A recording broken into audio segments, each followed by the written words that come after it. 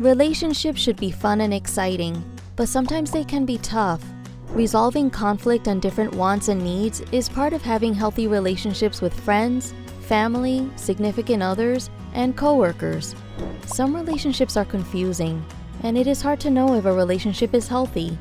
A lot of it boils down to good communication and whether you can be your true self in the relationship. Meet Kyle and Ashley.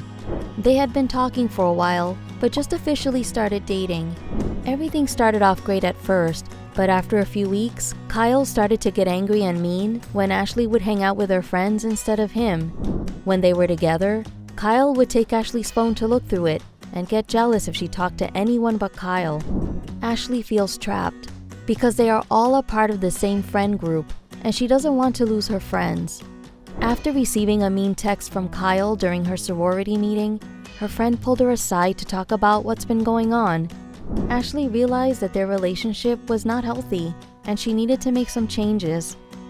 You might be unsure if a person is good for you. Trust your gut.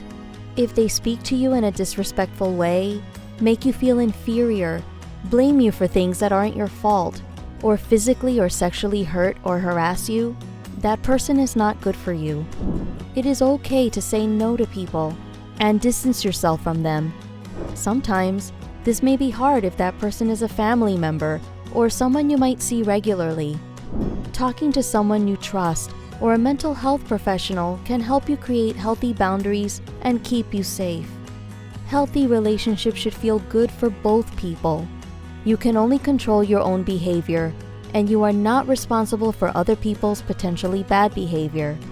Healthy relationships involve people who support and encourage each other to be healthy and grow.